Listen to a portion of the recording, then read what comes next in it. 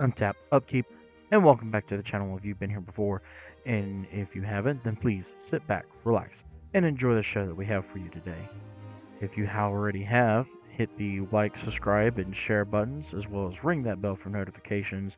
I love and appreciate every single one of you for giving me all the love and support. Thank you, thank you, thank you, thank you so much.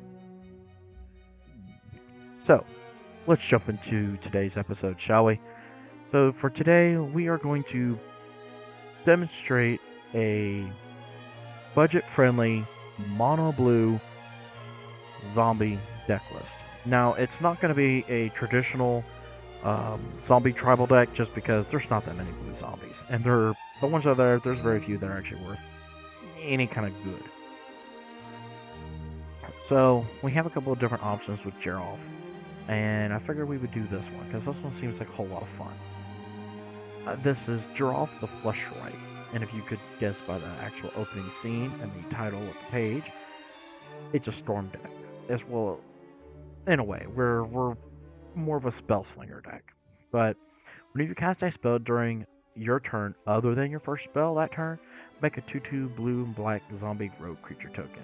Whenever a zombie enters the battlefield under your control, put a +1/+1 counter on it for each other zombie that enters the battlefield under your control this turn. So, that means every time we cast a spell during our turn, we're going to make a body. And that's huge. I love everything about it. So let's kind of dive into the deck a little bit and let's see what we got here. Our creature package is kind of light. We got a pretty decent curve of things here and there that we can do. We got some ramp. We have some card draw with like Archmage runes. And we can make more bodies with the Homunculus Horde. Curiosity Crafter is more card draw. Just a bird zombie, really. Some ramp. Another zombie. This one actually gives all of our tokens flying, so we really, really, really like that one. Just another zombie that comes into play with another zombie. It has Decayed, so I mean, kind of limited with that, but it's another body that triggers our commander. Kind of the same thing here. Just another body that makes, another body when it comes in. So the Herald of Secret Streams is probably going to be one of our secret main win conditions here, because creatures with +1/+1 counters on them cannot be blocked. So that's nice. It allows us to chip in and do some damage. We have a couple of things that happen when we exploit our creature. We can return an instant or sorcery card from our graveyard back to our hand. And we have something like the Overcharged Amalgam. So whenever he exploits, he has Flash and Flying as a zombie horror. So that's really nice. But whenever this creature exploits a creature, counter target spell, activated ability, or even triggered ability. So, being blue, we're almost always going to have mana open, which is always going to be nice, and we can stop somebody from going off with the right timing of this card. This Harbinger, we're only going to be able to tap it for mana to cast a Foretell card from our hand or cast an instant or sorcery spell. So it's just a nice little ramp creature. Same thing with Silver Mirror. Sad Robot, everybody knows. Talrand, just about everybody knows Talrand. If you're playing any kind of Spell Slinger style deck, it's just nice. I mean, this at least makes 2/2 Drakes with flying, so we can always keep this in our hand and just kind of keep dumping up things. Anything happens that we don't like, then maybe we play this and we're able to make some 2/2 Flappy Boys. Pretty handy when you fight me, because I like using dragons, so good luck there. Another possible win condition is using the Undead Alchemist. So the zombie you control will deal combat damage to a player. Instead, that player puts that many cards from their top of his or her library into their graveyard, and whenever a creature card is put into an opponent's graveyard from his or her library, exile that card and put a 2/2 black zombie creature token onto the battlefield. See, that still goes great with our commander, because whenever a zombie enters the battlefield under our control, we put a 1/1 counter on it for each other zombie that entered the battlefield under your control this turn. So much spice. So moving forward, we have even more card draw. We're blue. We're wanting to draw all the cards. We got Tezzeret Gambit, which also allows us to proliferate all the counters on our zombies. We have Ponder, Enter the Enigma, Sleight of Hand, Serum Visions, Distant Melody, uh, Preordain, Treasure Cruise. Just all these cards that allow us to keep things in our hand really good. Ravenform and Curse of the Swine are ways to exile things that are in our way. Devastation Tide is a sorcerer speed to bounce everything. If we just, if somebody just did a Cyclonic Rift, well, maybe we can fire this off and before we actually play anything, and we can wreck their day too. I thought this would be a nice include here. So, Candlekeep Inspiration is a card that not many people have probably seen, and I wanted to try it out here and see what happens. So, until end of turn, creatures you control have base power and toughness X where X is the number of cards you own in exile and in your graveyard that are instant cards, or sorcery cards, and or in adventure. So we don't have any adventures in here, but we have a whole bunch of instants of sorceries. So I mean, even if there's, I don't know, 8, our zombies just became base powered 8/8, including the plus and counters on them, could make them a mighty threat. So I thought it'd be a fun card to kind of experiment with and see how it does in here. Maybe as a possible game ender. Rise from the Tides, kind of the same thing. Create a 2/2 black zombie creature token for each instant and sorcery card in your graveyard. So even after a board wipe, we're going to be tapped down, but we could play this and we could theoretically amass a pretty big army after that. So moving to our instant section, I think we're looking pretty decent with this build. We've of course got Aetherize to bounce everything back to everybody's hand that we don't want to come our way, or you maybe can save somebody else in exchange, they'll take care of that player. Offer, Arcane Denial, Counterspell, Negate, Unwind, pretty self-explanatory. They're all counterspells. They all say no to things we don't want to happen. Consider, Opt, Impulse, Flow of Knowledge, and Dig Through Time are more ways for us to draw cards, keep our hand full of ways to interact, and hopefully mana, and be able to keep our train going of a whole bunch of zombies. Blast Attack Plating protects our commander if we need to, but it also protects all the other permanents we have, so that's pretty nice. Over here we have Reality Shift and Resculpt. They allow us to exile problematic creatures. This one also can hit an artifact. Yeah, it gives them a body in return, and that's kind of a bummer, but at least we have a way to deal with some stuff, which is going to be a pretty good thing to have in our mind. And then finally we have Perplexing Test. So we can return all creature tokens or all non-creature tokens to their own hands. So we have a dual capability with this, so if our tokens aren't able to do anything, then we can bounce all the token creatures, or if our tokens can do something, then we bounce all non-token creatures, and maybe we can get a win. Moving forward to our artifact section, we're running the standard package you would see: Arcane Signet, Mindstone, Wayfarer's Bauble, Prismatic, of course the Sky Diamond because we are mono blue, the Soulless, the Rings, of course, even a Thought Vessel because it just got a reprint in one of the recent Commander sets, so it's actually below $1. And to prove that, let's do that real quick. So we will switch our printing, go to the cheapest. It looks like it was in Bloomburrow, and voila, we are below $1. So yay, no max hand size. We're mono blue, yay! Midnight Clock allows us to recycle everything we've sent to the graveyard, so that hopefully we can do it again. Don Carter style. I don't know. I think it's a pretty decent little mana rock, and I think the fact that we can recycle our graveyard is pretty nice to have in mind. Belvoir Stone, Decanter of Endless Waters, they round out a lot of our mana rock package. We're running even more card draw with Bite and Thassa. So whenever a creature we control deals combat damage to a player, we may draw a card. Don't have to. Coming down to our enchantment section, this is kind of where we splurged a little bit on some money here. We have Necro Duality, which just got a reprint in Innistrad Remastered. And then we have a pretty cheap one in Leyline of Transformation that's going to come into play. We're going to choose Zombie, and everything we have is going to be a zombie. So it makes this really, really bonkers because it gives them that type in addition to their other type. So we have some things in here that are non-zombies, and that just helps synergize our deck a lot better, I think. Especially because being that it's so budget friendly at $40, you could actually upgrade a couple of things. Like you could get the new Kato, the blue black one that has ninjutsu, and you could do some pretty insane things.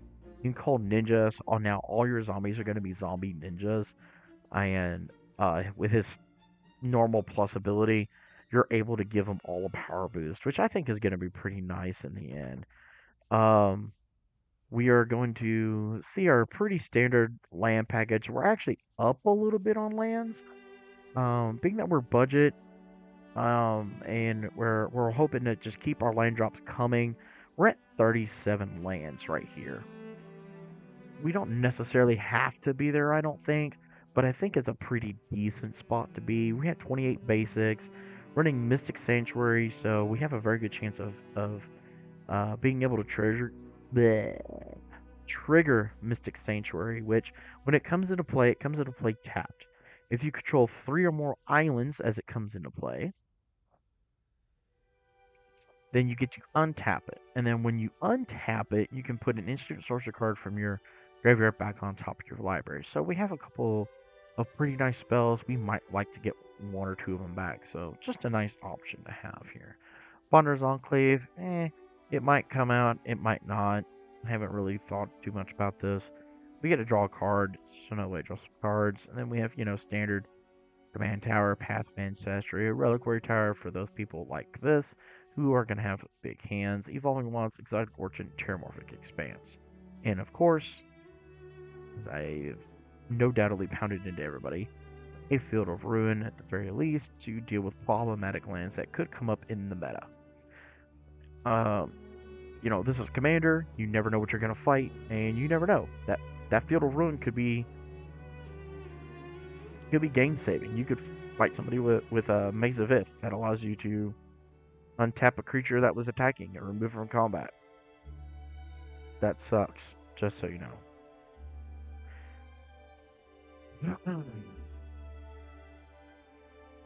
Moving on forward, down to the bottom of our list here on our page. As you can see, we are doing very well on our mana curve. We're kind of heavy on our 2s and our 4s. Not really much we can do about that. We've got several 1-drops in the deck, so I think it balances out pretty well overall. We like to be able to have a pretty decent starting hand. We're not really going very far for this hand, but we at least have 2 lands and a counter spell, so, see what would happen. Oh, we get another spell. We would hit our 3rd land drop, hit our 4th land drop, probably could play our commander and just go ham. Oof. No. Super land heavy. Okay. This is a little bit weird. I like this hand right here. I like this a lot. So we have just doing some samples. We might actually drop a land, I guess, just because I don't think we are going to need that much land. We got a whole bunch of mana rocks and whatnot in the deck. I know it's for budget. I know it is, but we've got to switch this because that is so god awful ugly. You know what? It was reprinted in a commander deck. There we go. Boom. That works for me. Creature packages. Okay. So what if we do? Let's go back up here to EDH Rec for a minute. Let's kind of go through here for a second and see if there's anything that catches my eye. Because we are very creature heavy. I mean, not creature heavy. Land heavy, I think. I think we're a little land heavy. So maybe we want something that.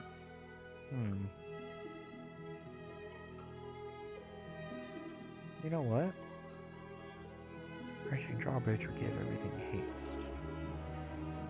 I like the idea of giving everything canes. So let's add that. It helps with our 2-drop problem a little bit. We're a little bit higher on our 2-drop, but I think it'll be alright. So now we're at 36. Mana curve doesn't look bad. We're high. Well, that's got no land. That has a land.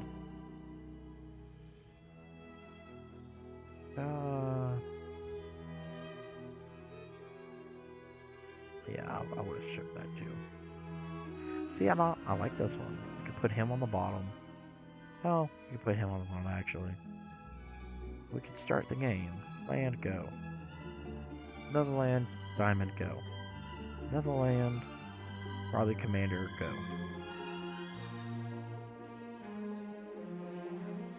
And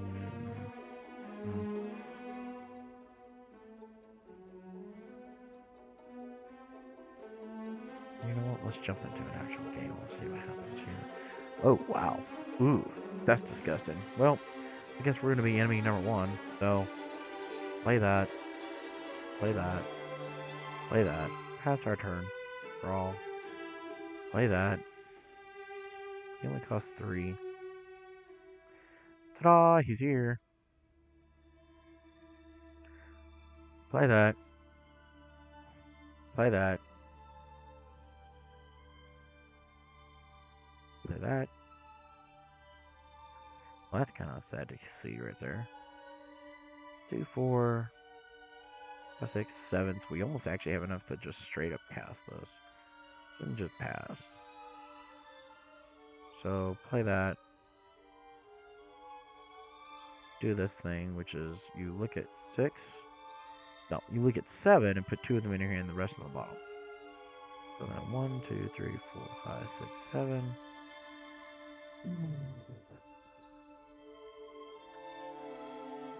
I think we want that, and we want that.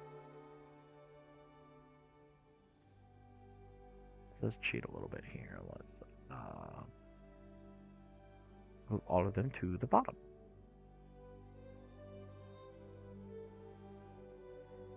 Pass our turn. Play that. Play that. Make a 2/2 zombie. And probably hold up some counter magic. Ooh, necro dualities. We play that. Play that. Make double the tokens. We have no max hand size. We turn some tokens sideways, probably. Especially with drawbridge, we can give them all haste. Turn things sideways, maybe draw a couple of cards. Yeah, I like it.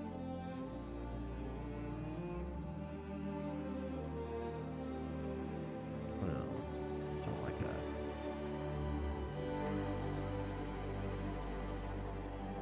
Okay. So let's see what happens here, I guess. Draw a land. Chuck that to the graveyard. I wonder what I'm going to go find in my mono blue deck for a basic land. Would it be a mountain? Well, I got news for you. Better not be. Command Tower, Feller Stone. Play this. The Canter. Play this. Play this. Play this. Make a zombie. Make a mass zombie. Pass the turn. Draw this. Let's play this guy. Let's play that. Let's pass our turn. Play this guy. Make a body.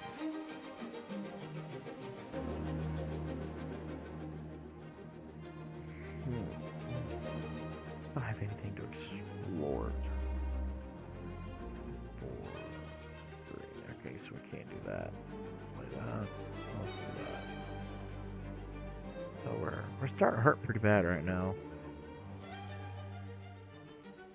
But it's got potential, I think. And there's some upgrades you could do to this thing to really supercharge the deck, I think.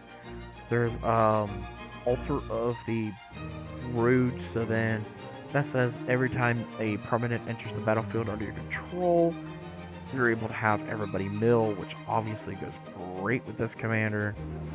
There's Altar of Dementia, which you can sacrifice bodies to make people mill equal to the number of cards in your hand. So there's a couple of different ways you can take this deck if you actually decide to put some money into it. And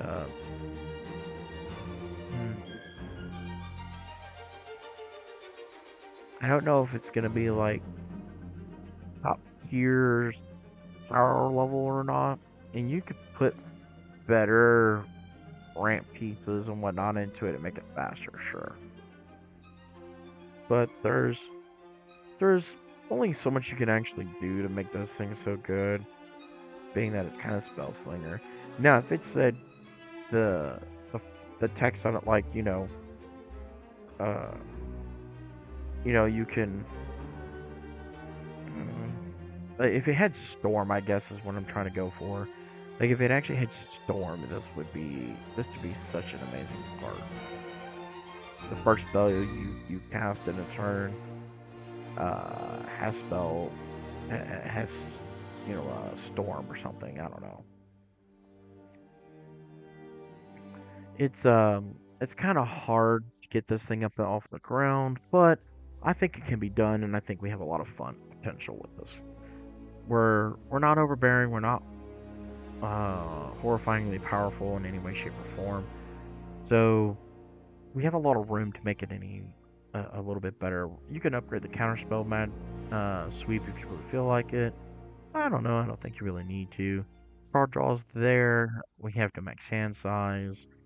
So I don't know. Maybe some copy enchantment effects to copy Necro Duality would be funny. Um, there's some budget options out there, so maybe that would be funny instead of Leyline and Transformation. Because I mean, Leyline, what are we looking at here? Hold on. No, we definitely want the Leyline because anything Talran is going to spit out is going to be a zombie too. So we like that idea. But you have a couple of different things you can do to make the deck better. You can go the mill strategy. That might be worth it. So that could be a potential upgrade area for the deck at some point. You could try to make it reverse, like you're trying to mill / draw your entire deck. So you can get like Laboratory Maniac, Thassa's Oracle kind of win. That's an option, I guess. So it kind of depends how you want to go. I went more aggro with this. Like, we're just trying to spell sling, give everything in a way to actually punch through and just kill everybody.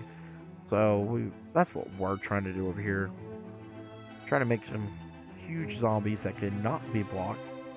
And I'm going to turn them sideways on you. I'm just going to unleash the zombie horde to feast upon you. So let me know what you think about it. It's not the most powerful thing, but I think it can hang with most tables. Super budget friendly. Super budget friendly at $40. Almost $41. So I think it's pretty fun for a budget deck. You're not going to come out of the gate swinging and dealing a whole bunch of mayhem and damage and whatnot, but you should have some fun sitting at a table and have some good synergy. And honestly, making some people jelly that you're able to draw so many cards. Smile a wave. But with that, I think I'm going to bring this video to a close. So let me know what you think. Leave me a comment. Leave me your thoughts. Is there things you would change? Is there something here that you think might be a better win condition and give us a little bit more synergy that still can be under like a $50 budget for this deck? I think that's where I want to keep it is $50 or less, so that anybody can pick this up, anybody can put it together and sit down and have some fun at your local game store or even with friends, because You're not gonna be like the overpowering boogeyman at the table, but you're gonna be noticed. You're gonna be there. You're gonna be a problem at some point. So let me know. Let me know what you think. What you would swap.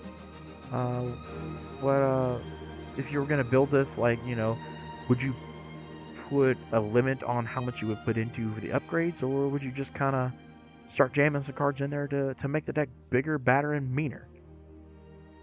Don't forget to like, share, subscribe, tell your friends, send your friends this way, and if you have a deck idea, I'd love to hear about it. Let me know what you're thinking. Let me pick your brain, and maybe I'll make a deck video and give you a shout out in there because I'm all about helping new players. I'm all about um, doing some off the wall wacky things, and I like having kind of restrictions to challenge the brain, challenge the deck building process.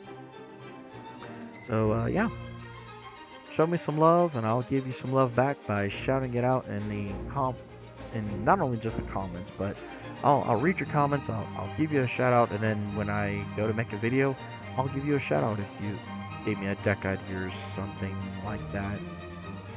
That could be interesting. If you have a question about some of the game mechanics that you need deeper detail in, let me know. Let me know. So I have been the Buddha Dragon. Don't forget, rub that belly for mana, and may your games be nothing but luck. Till the next time.